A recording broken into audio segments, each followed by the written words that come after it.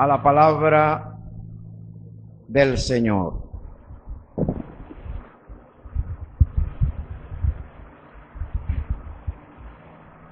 Como les dije, hoy arribamos al último domingo de Epifanía. Vamos a hacer un breve recordatorio, o recuento, quise decir. La Epifanía comenzó con la manifestación del niño Jesús a los sabios magos que vinieron de Oriente. Después vino la manifestación que Dios hizo a su Hijo amado en el bautismo de Jesús. Y así vimos manifestaciones de Cristo al mundo, hasta que hoy, que es el último de Epifanía, vemos la última manifestación antes de entrar a la Cuaresma. Y esta manifestación tiene mucho que enseñarnos a nosotros. Hoy vamos a aprovechar este último domingo de celebración. Fíjate que el Gloria a Dios en el cielo no lo volveremos a cantar hasta el Jueves Santo, dentro de 40 días más o menos. El Aleluya del Santo Evangelio no se vuelve a interpretar hasta el Domingo de Resurrección, porque vamos a entrar en una época de recogimiento espiritual, de adoración, a un tiempo de mucha oración. Vamos a entrar a unos días especiales de preparación para la Pascua de Resurrección. Pero hoy,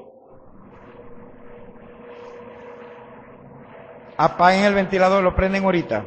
Cuando termine el mensaje, encendemos el ventilador. Por cierto, estaba apagado. Sí, estaba apagado.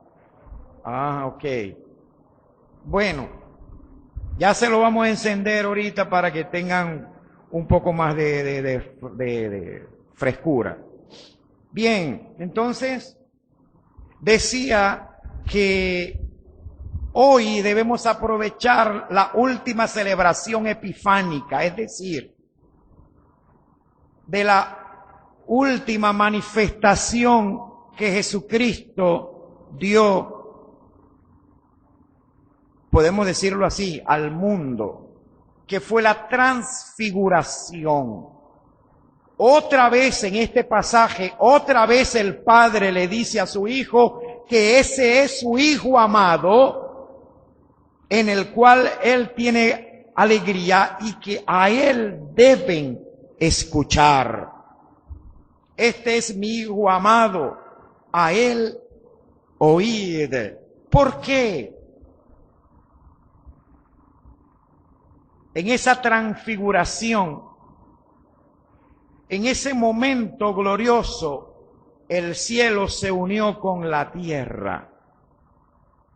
El cielo se unió con la tierra. Al igual que cada vez que participamos de la Eucaristía, de la Santa Cena, el cielo se une a la tierra, porque Cristo viene a estar maravillosamente presente en la Eucaristía para darnos a comer de su cuerpo y de su sangre. Yo sé que muchas personas les tienen un problemita, que lo vamos a ver más adelante, que no pueden discernir lo que está pasando en la Eucaristía. Tanto más cuando vemos grupos religiosos, etcétera, etcétera, que niegan la presencia real de Cristo en la Eucaristía, que quieren simbolizar el momento de la Santa Cena cuando Cristo viene a darnos su cuerpo y su sangre milagrosamente. Entonces mucha gente, por haber sido bombardeados por tanta falsa doctrina y tanta enseñanza contraria, toman el momento de la Eucaristía como cualquier cosa y vienen a la Santa Cena, vienen así como así sin entender lo que allí está ocurriendo y lo que va a pasar, que la maravillosa presencia del Cristo resucitado va a estar dentro de nuestras vidas. Pero San Pedro, Jacobo y Juan, los tres que fueron invitados a ver la transfiguración de Cristo, ellos sí no les faltó discernimiento. A ellos no les faltó discernimiento en ese momento.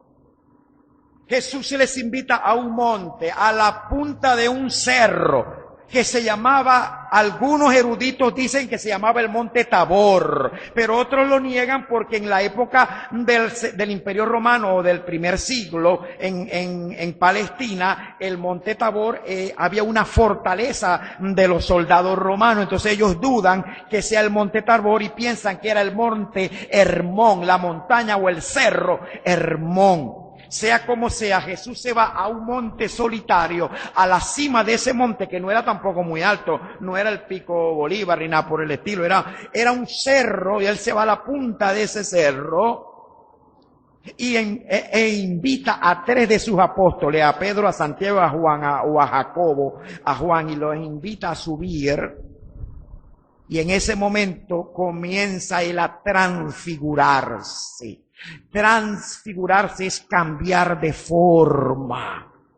Su cara se hizo blanca, blanca y resplandeciente. Sus vestidos se hicieron tan blancos que dice otro evangelista que ninguna lejía, ni jabón, ni Ace, ni Ariel, ni nada de estas cosas que no se consiguen ahorita podía emblanquecer esos vestidos de esa forma y de esa manera. Sus vestidos se hicieron blanquísimos y resplandecientes. Ahí estaba el Señor Jesucristo manifestando su deidad, su divinidad. Y Pedro, Santiago y Juan estaban allí presentes, en la punta, en la cima de esa montaña pequeña. Allí estamos nosotros disfrutando de la última manifestación de Cristo, porque luego de eso vendría la preparación para su muerte y posterior resurrección. Seguimos. Después que hay esta manifestación de Cristo, sorprendentemente, óigame muy bien, todo aquel que ha perdido a un ser querido, todo aquel que ha perdido un familiar que ama, todo aquel que tiene algún ser amado que se fue, que murió. Oiga bien lo que les voy a decir, porque quiero ser breve, porque quiero ministrar un rato a los muchachos y muchachas presentes, porque la misa de hoy también quiero dedicar la Eucaristía y una ministración a toda nuestra juventud. Que Dios guarde, bendiga, fortalezca, santifique a nuestros muchachos. Pero, óigame muy bien, toda aquella persona que siente alguna preocupación o tiene preguntas acerca de su ser querido que se murió, de repente se aparecieron conversando con Jesús Moisés y Elías. ¿Qué te parece? Moisés tenía cientos de años de haber muerto, aproximadamente unos 2000 años, 2500 años, que ya había muerto Moisés. Y Elías tenía 1000 y tantos de años, que también había muerto, el profeta Elías. No necesito hacer un recuento. ¿Quién era Moisés? El libertador de Israel. ¿Quién era Moisés? A quien Dios se le entregó los 10 mandamientos en el monte de Sinaí. Y note usted, hermano querido, que cuando Moisés bajó del Sinaí, con las tablas de la ley, con los 10 mandamientos escritos por el dedo de Dios, el rostro de Moisés resplandecía. Y en el momento de la transfiguración, el rostro de Cristo está resplandeciente también. Vamos a ir hilvanando los hechos. Vamos a ir hilvanando y relacionando todo esto rapidito. Tanto resplandeció el rostro de Moisés que a los israelitas les, ¿cómo que dice uno? Le encandilaba. ¿Cómo que es la palabra correcta? Encandilar. Bueno, lo cierto del caso es que no podían ver, les encandilaba, como cuando uno le pone en la luz alta uno de estos faros que hay por allí ahora que son color azules, que queda uno. Así el rostro de Moisés encandilaba a los israelitas y tuvo que colocarse un velo, un trapito aquí que le tapara la cara. Ok, y estaban Moisés y estaban él. ¿Y quién era Elías? El más grande de los profetas del Antiguo Testamento. ¿Quién era Elías? El que había hecho descender fuego del cielo para que consumiera el holocausto. ¿Quién era Elías? Aquel gran profeta de Israel, que todos conocemos sus hazañas. Y que murió cuando un carro de fuego lo levantó y se lo llevó para el cielo, pero no para el cielo donde está Dios, para la atmósfera, que es lo que traduce el hebreo. O sea que lo murió de esa forma, arrebatado en un carro de fuego, dice la Biblia. Que fue cuando Eliseo, el sucesor de Elías, dijo: Padre mío, porque a los profetas en el Antiguo Testamento, en el Nuevo, siempre se le ha llamado Padre. Eso es una cuestión bíblica que no hay necesidad de explicarlo. Entonces dijo: Padre mío,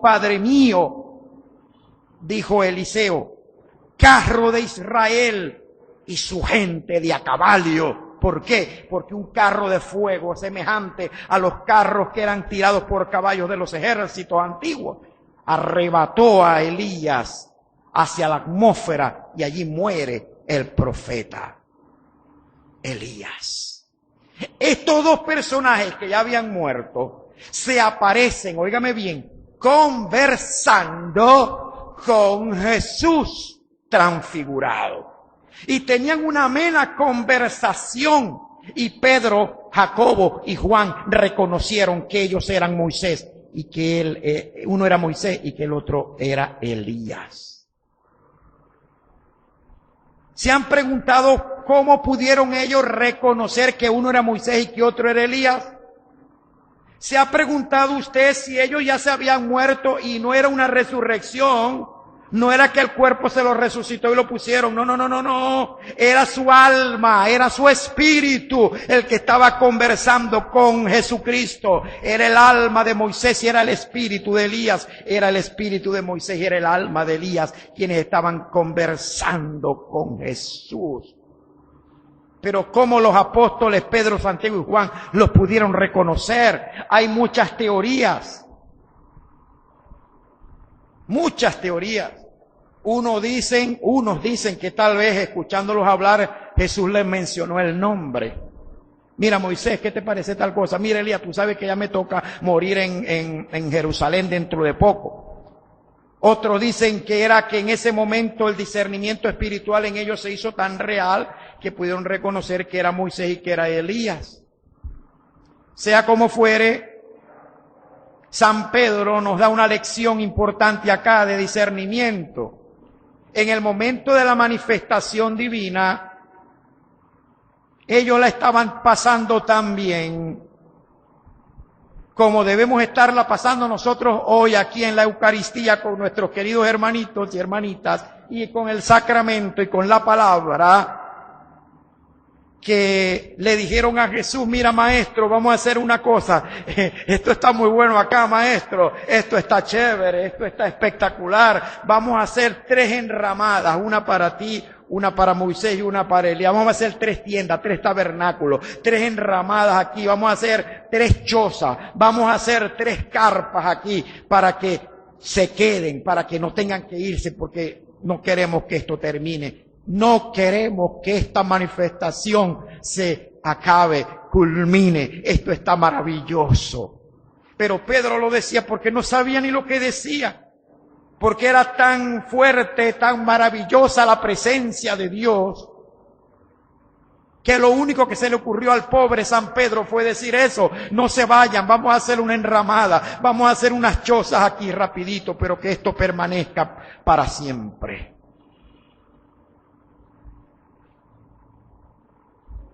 ¿Cuántos están acá todavía?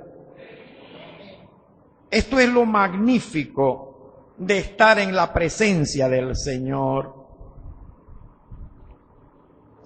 Cuando estamos en la presencia del Señor, no queremos que eso se acabe. No queremos que esto finalice. No me quiero apartar de tu presencia, Señor. Hoy de nuevo yo me preguntaba, como me he preguntado siempre, me preguntaba cómo una persona puede apartarse del Señor y estar tan tranquila. Cómo una persona puede apartarse de Cristo, de su presencia, de su iglesia y estar tan tranquila, tan despreocupada. Si no podemos vivir sin su presencia, no podemos vivir sin su palabra, no podemos vivir sin la Eucaristía, no podemos vivir sin Dios, no podemos vivir sin Él. Ya nuestra alma pasó a un estado diferente, nuestras vidas fueron transformadas, en nosotros se dio el nuevo nacimiento, ya no podemos ser los mismos de antes. ¿Cómo podemos apartarnos de ese Dios maravilloso? Yo no digo que no pequemos, yo no digo que no fallemos, yo no digo que no nos hayamos caído, que de pronto no hayamos fallado a nuestro Dios, eso es otra cosa, yo no estoy hablando de eso. Yo estoy hablando de apartarse definitivamente de Dios, de su palabra y de sus caminos, y por cualquier tontería o por cualquier cosa o por cualquier persona. San Pedro no pudo resistir y quiso quedarse para siempre en esa manifestación. Vamos a hacer 3 enramadas, no nos queremos ir de acá.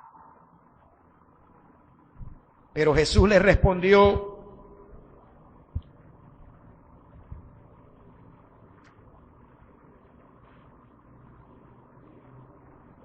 en otro de los evangelios le dio una respuesta, pero acá, usted sabe que este pasaje de la transfiguración está en Mateo, está en Marcos, está en Lucas, los evangelios sinópticos, y cada uno lo narró con algunos detalles de más o algunos detalles de menos. Pero en este caso, mientras Pedro siguió hablando, una nube brillante los envolvió en su sombra y de la nube salió una voz que dijo, este es mi Hijo amado a quien he elegido, escúchenlo a él. Mientras Pedro hablaba disparatadas, una nube del cielo los cubrió y de la nube salió una voz que dijo, este es mi Hijo amado. Escúchenlo a Él. Nosotros no tenemos que estar escuchando cualquier voz. Nosotros no tenemos que estar escuchando cualquier iluminado por allí. Nosotros no tenemos que estar escuchando cualquier tontería de nadie. Debemos estar escuchando es a Jesucristo, a lo que Él nos dice a través de su palabra. Porque el Padre Celestial lo dijo en esa nube. Este es mi Hijo. Óiganlo a Él. A más nadie. No, que por allá me dijeron que si... No, que te dijo quién. No, que yo escuché decir. No, que por allá hay alguien que dice. Pero ¿qué dice Jesucristo? ¿Qué te enseña el Maestro? A eso es que debemos prestar oídos nosotros. No a voces agoreras. No a profetas del desastre. No a iluminados con complejo de Mesías. No, Señor. Este es mi Hijo amado en el que tengo complacencia. Óiganlo a Él. Escucharle a Él. Queridos hermanos y hermanas, vamos a oírlo. Vamos a escucharle. ¿Qué quiere decirte, joven? ¿Qué quiere decirte Jesús a ti hoy? ¿Qué quiere decirte? Quiere decirte, conságrate a mí, escúchalo. Quiere decirte, no andes por allí divagando ni entre dos aguas nadando. Entrégate completamente a mí. Venid a mí, dice Jesús. Dice nuestro Señor, oigámoslo a Él. Culmino con esto. Tenemos familiares que se nos fueron, pero ellos siguen viviendo. Tenemos seres queridos que partieron de este mundo, de este plano natural y terrenal, pero ellos continúan viviendo. Moisés y Elías continuaron viviendo y de hecho tenían una forma corpórea, espiritual, tanto que pudo ser reconocida por los 3 apóstoles que subieron al monte. Tenían una forma visible, tenían una forma escudriñable. Podían distinguirse sus espíritus. Y esto también nos muestra que en la eternidad, en la consumación de todas las cosas, cuando venga aquel reino de Dios que se implante definitivamente en la tierra y venga la resurrección de todos los muertos, cada quien va a saber quién es quién. Y me disculpan la triple redundancia. Todo el mundo va a saber quién es quién. Porque Moisés y Elías fueron reconocidos fácilmente. Y sabremos quién es Abraham, quién es Isaac, quién es Jacob, quién es San Pedro, San Pablo, quién es San Francisco de Asís, quién es Lutero, quiénes son toda esta gente. Vamos a conocerlo. Es más, si nos toca que partir antes de la resurrección, en el cielo, en el mundo espiritual, en el estado intermedio, vamos a reconocer también quién es cada cual, como Moisés y Elías en su alma fueron reconocidos por Pedro, Santiago y Juan. Qué cosa tan maravillosa, qué esperanza tan grande la del cristiano, qué esperanza tan definitivamente cierta la del cristiano, de saber que nuestros familiares amados siguen viviendo. Pero hay un último punto que a nosotros, los que seguimos la doctrina luterana, los que seguimos las enseñanzas bíblicas, nos gusta mucho hacer referencia. Y es que cada vez que hay una Eucaristía, también hay una transfiguración. Cada vez que hay una Eucaristía, también hay una manifestación de Cristo que viene a posarse en pan y vino. Y cada vez que hay una Eucaristía, el cielo se junta con la tierra. Y cada vez que hay una Eucaristía, nuestros seres queridos pueden estar allí presentes con nosotros, aunque no podamos verlos. ¿Qué te parece eso? ¿Ah? Yo he tenido testimonio de personas que han percibido, no es que la han visto, porque esto no es cuestión de las loqueras de los brujos, no. Nada que ver, así como tampoco lo fue la transfiguración, que estaba el espíritu de Moisés y el espíritu de Elías. Yo me refiero a que hay personas que han estado en una Eucaristía y han percibido la presencia de un ser querido acompañándolos. Y es la única manera que eso pudiese ocurrir. ¿Y saben por qué? Por la sencilla razón de que en la Eucaristía, te lo repito, el cielo se funde con la tierra. El cielo viene a estar con nosotros en la Eucaristía. ¿Se da cuenta de la falta de discernimiento que tenemos nosotros cuando venimos a la Eucaristía sin saber siquiera lo que está ocurriendo? Pero si te pones un poquito más en consagración, si te pones un poquito más con la fe verdadera a entender lo que va a ocurrir, mira, qué de cosas maravillosas no vas a recibir tú.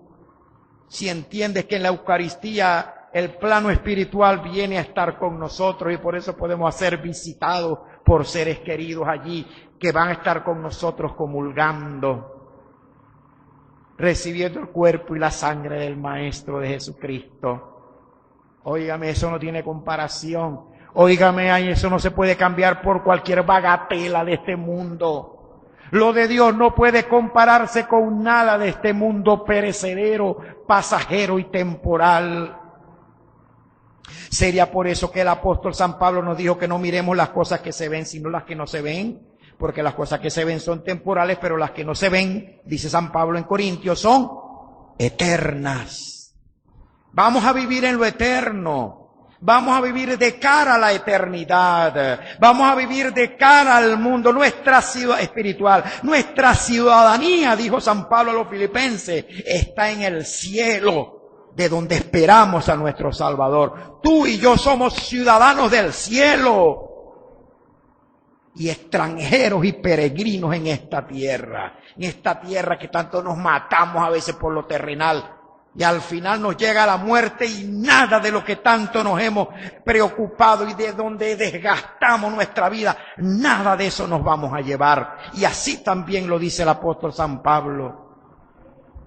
Entonces, no es mejor estar buscando lo de Dios, no es mejor estar buscando lo de la iglesia, no es mejor estar conectados con el cielo, hacia donde vamos.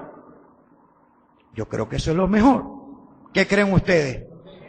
¿Cuántos están de acuerdo conmigo?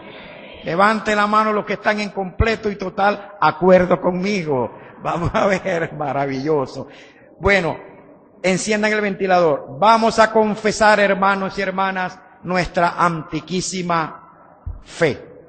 Todos nos colocamos de pie.